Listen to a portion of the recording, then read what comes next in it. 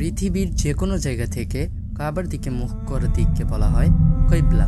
আর সালাত আদায় করার জন্য মুসলিমদের কাবার দিকে মুখ করতে হয়। বেশিরভাগ মানুষ যারা কাবার পেছনের হিকমা বুঝে না, তাদের কাছে মনে হয় মুসলিমরা কালো ঘনক আকারের ঘরকে ইবাদত করছে। তাই তাদের অনেকেই এই প্রশ্ন করে, কেন মুসলিমদের একটা পাথরে ঘরের সামনে মাথা নত করতে হবে, যেভাবে হিন্দুরা তাদের দেবতাদের সামনে করে। এই ক্ষেত্রে ইসলাম ও অন্যান্য ধর্মের মধ্যে পার্থক্য কি?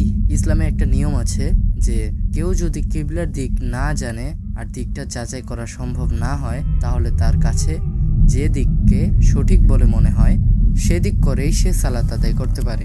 আল্লাহ বলেন,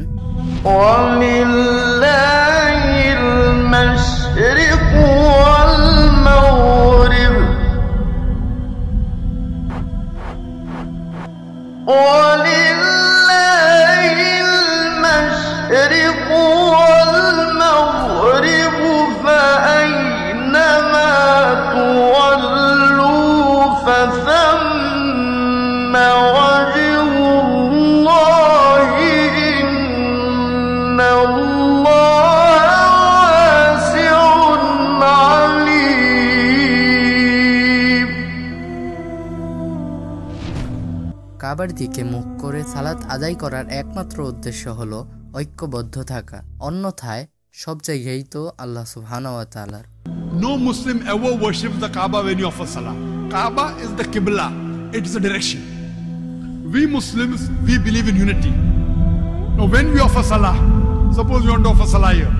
Some will say let's face north, some will say south, some will say east, some will say west. For unity, Allah says in the Quran, Surah Baqarah, that wherever you are, face towards the Kaaba.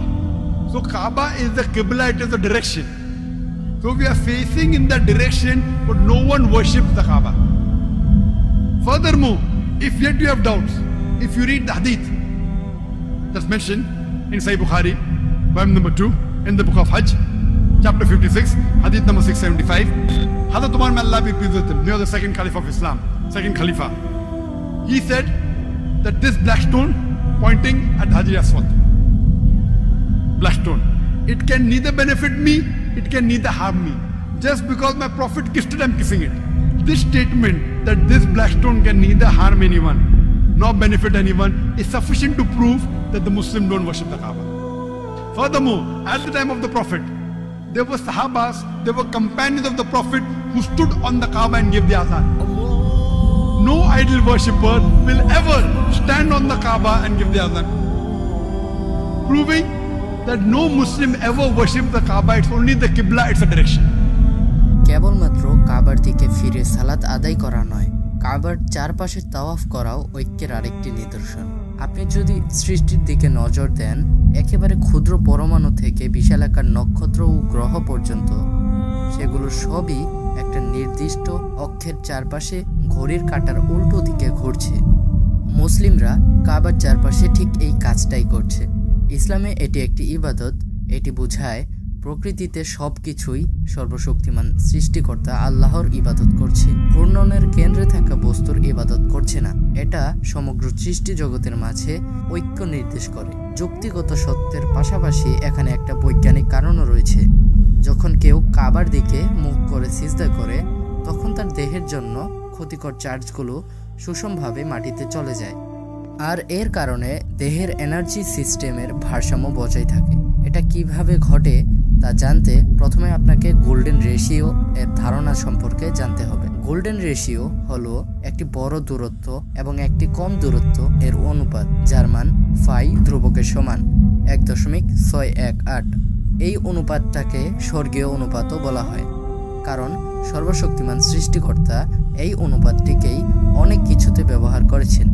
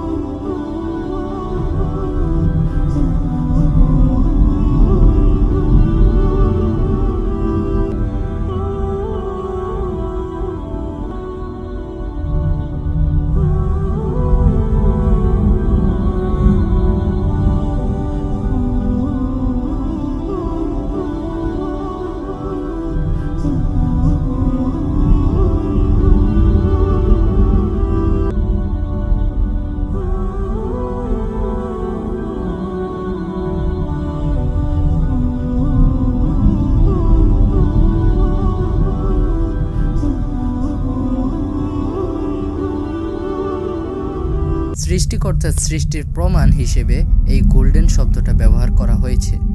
আমরা যদি পৃথিবীর ভূপৃষ্ঠে এই অনুপাতটি প্রয়োগ করি, আমরা দেখতে পাবো যে গ্লোবের উপর এই গোল্ডেন পয়েন্ট হলো মক্কা শহর, আর মক্কার গোল্ডেন পয়েন্ট হলো কাবা।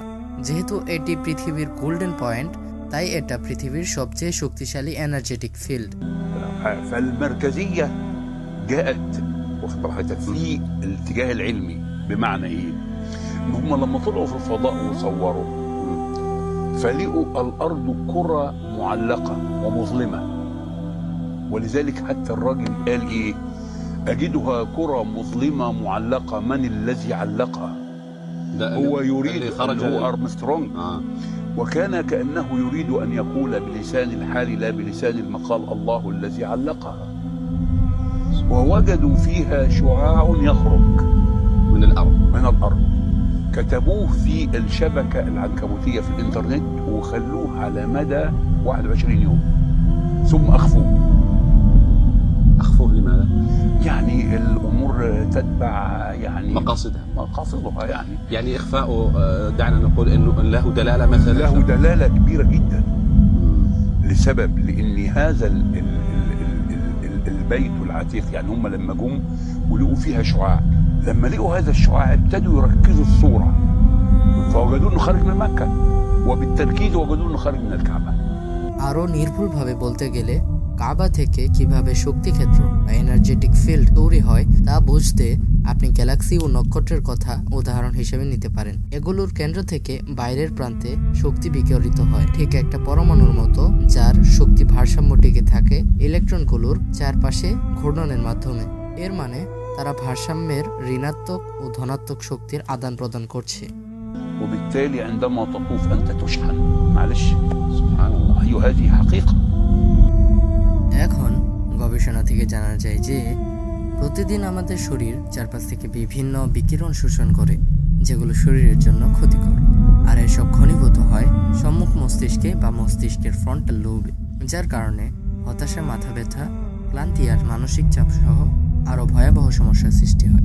সম্মুখ মস্তিষ্কের এই অংশ সম্মুখ চক্র নামে পরিচিত, যেখানে উপকারী ও অপকারী বিকিরণ এসে জমা হয়। এটা দেখা গেছে যে আমরা মাটিতে মাথা ঠেকালে এই ক্ষতিকর বিকিরণগুলো আমাদের দেহ থেকে বের হয়, কিন্তু এই কাজে আরও ভালো ফল পেতে পৃথিবীর সবচেয়ে শক্তিশালী এনার্জেটিক ফিল্ড বা কাবার দিকে হয়ে সম্মুখ চক্র মাটিতে ঠেকাতে হয়। ডক্টর অ্যান্ড্রু নিউজবার্গ সালাতের সময় ব্রেইন ওয়েভের কার্যকলাপ নিয়ে গবেষণা করেছেন। তিনি ব্রেইনের কিছু অংশে সরাসরিভাবে এর প্রভাব দেখতে পেলেন। সালাতের উপকারিতা অবিশ্বাস্য। নিয়মিত সালাত আদায় করা ফ্রন্টাল লোবের বয়সের সাথে সাথে সংকোচন হওয়ার হারকে কমিয়ে দেয়, যেই অংশ আমাদের কথা বলা, পড়া ও স্মৃতিশক্তিকে নিয়ন্ত্রণ করে। তাই এটি বৃদ্ধ বয়সে মেমোরি লসকে প্রতিরোধ করে। এটি সুন্দর রকমের একটি ধ্যান যা আমাদেরকে প্রশান্তির এক অবস্থায় নিয়ে যায়। وهناك بحث أن صخور مكة البازلتية السوداء هي أقدم الصخور الموجودة في العالم. هذا كلام حقيقي. أقدم الصخور. أيوة. وهذا أثبت علميا. أثبت علميا وبحث منشور، وليس أخذوا صخور بازلتية من مكة وشافوا المناطق اللي بتتكون هنا. الأمر إنه المتحف البريطاني فيه 3 شرايح من الحجر الأسود، وقالوا هذا الحجر ليس من صخور المجموعة الشمسية. কাবার অবস্থান 21 ডিগ্রি 25 মিনিট অক্ষাংশে। কোরআনের যে স্থানে কাবার সর্বপ্রথম বর্ণনা রয়েছে তা হলো সূরা বাকারার 125তম আয়াতে। গাণিতিকভাবে এই সামঞ্জস্যতা কি কোনো সাধারণ কোইন্সিডেন্স?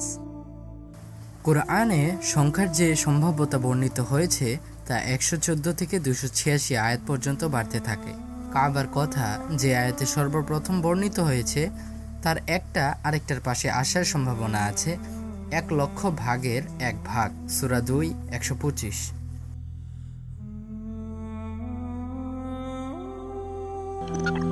কমার পরে অক্ষাংশের স্থানাঙ্কের অংশ মিনিট ও শতকরা অনুপাত আকারে প্রকাশ করা যায়। আসন্ন সমস্যাগুলোর মোকাবিলা করতে যখন আমরা কাবার অক্ষাংশের স্থানাঙ্ককে শতকরা অনুপাত আকারে 2142 প্রকাশ করি। এবার আমরা আসি পরবর্তী আয়াত, সূরা 2 আয়াত 142। সুতরাং এটা কোনো ব্যাপার না যে আমরা আয়াতটাকে কিভাবে দেখছি। আয়াতগুলোর মাঝে একটা নিদর্শন আছে যা কাবার দিকে নির্দেশ করছে, আর এটা সম্ভব হবে একমাত্র আল্লাহর অসীম প্রজ্ঞার জন্য। যদিও আল্লাহর প্রতিটি আদেশের পেছনেই বৈজ্ঞানিক ব্যাখ্যা আছে, কিন্তু মুসলিমদের সেগুলোর পেছনে কারণ না খুঁজেই সেগুলোকে মানা উচিত, কারণ স্রষ্টার সব আদেশের পেছনেই হিকমাহ আছে যা মানুষেরা সহজে খুঁজে পায় না।